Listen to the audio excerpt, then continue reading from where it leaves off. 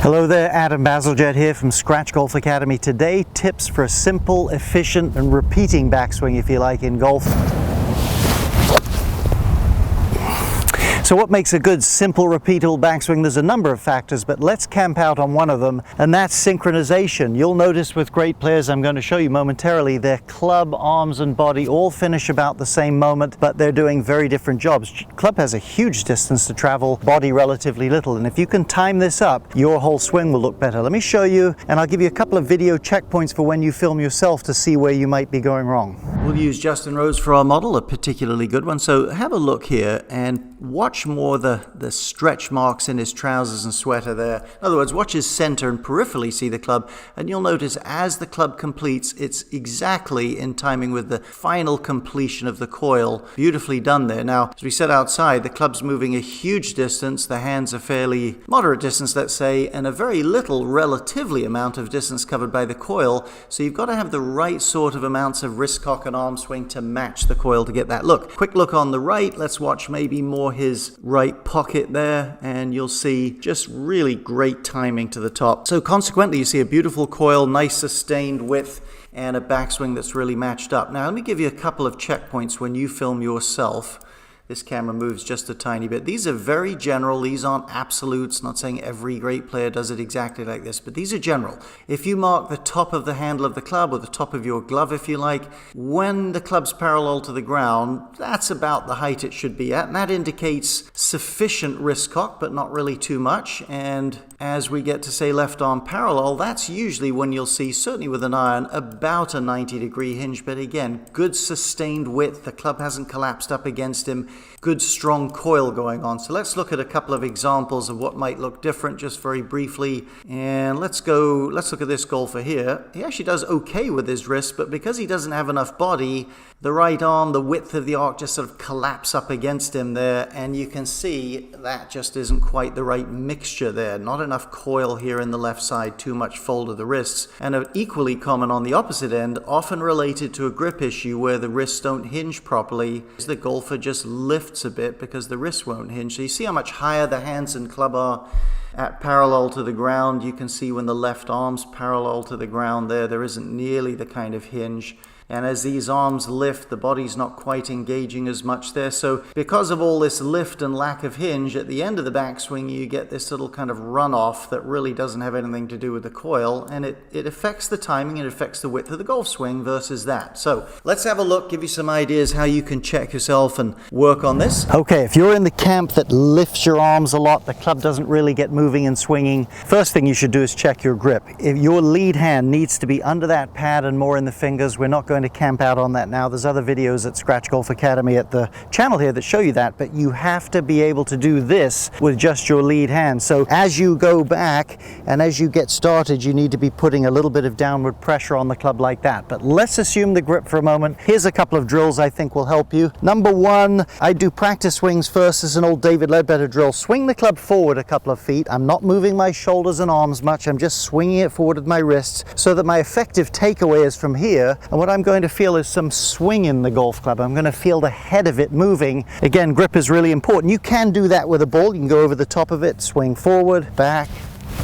like so. Probably put the ball on a tee.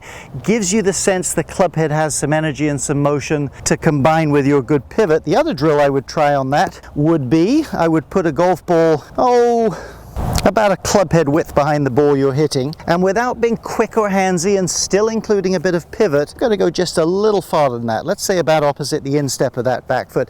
Give the ball a little tap as you go away. So I just feel nice and soft, but a little bump of the golf ball, and it gets the club moving a little bit. Again, as long as it's in conjunction with a little bit of flow and a little bit of pivot.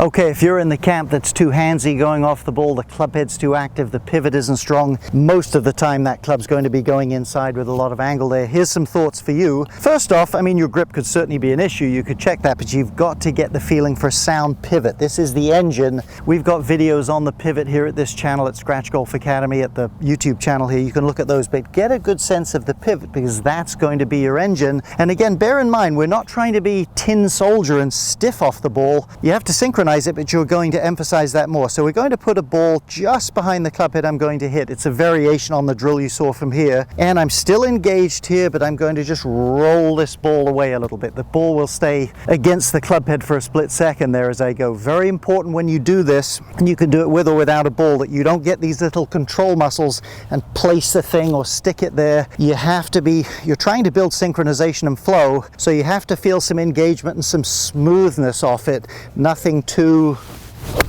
contrived there, and start to get a nice blend of it. You're probably going to notice that the club to you will feel looking more at the ball and less away. As we get into our next drill, I want you to see a close-up. Picture the old Dr. Spock, I think it was, from Star Trek. Put your right hand or your trail hand on top of the club, split there, I'm not really gripping it, and start to make some little move-aways. I feel some engagement here, I feel some flow still, and I feel my right hand looking towards me as I do it. That is going to give you a good feel. Different ways you can apply this, one of which is just take the grip and just go back and forward. Again, I feel a nice engagement of my body. I don't feel rigid in my arms, but there's a real togetherness. You can hit a small shot like that, just sweep it back and forth and hit it. Another way you can do that, or to apply the drill, is take a couple of practice swings like so, get that little feeling, then just get your grip to the normal and go right into a backswing and hit one. Okay, those drills will help you with that. Now, regardless of which side of the fence you've been on, you've got to take some time, and you really should do this away from the golf course. You don't want that ball underneath you to blend this together. Okay, so look, you've got first off, grip, we talked about that. Second off, you've got to have some semblance of a decent pivot. They're not that difficult to do if you'll get away from the ball and work on them. And then what we're going to do is two more things. Whatever your rough checkpoints were, you needed the handle a little lower here and a bit more hinge there, or you needed more of a one piece and engagement, get in front of a mirror and just rehearse it to that spot, then take it to this spot and just blend it in there while you look at it. Relax mind, no ball to hit, start to feel that. And then the final stage, once you've rehearsed that a number of times, and of course you can do all of these in any practice session, take it from there and just without thinking too much, just notice when the club finishes, do I still feel the final vestiges of a little bit of coil and pivot? The mind is incredible at synchronizing things. You watch someone grab something off a shelf, they do all these things and extend and all that, but it blends just right. Your mind is gifted for this if you'll get away from the ball and work on it. And I'll tell you, you get this backswing nice and clean and organized, get the timing of it good at the top, it is an awful lot easier to play consistent golf when you're out there on the golf course.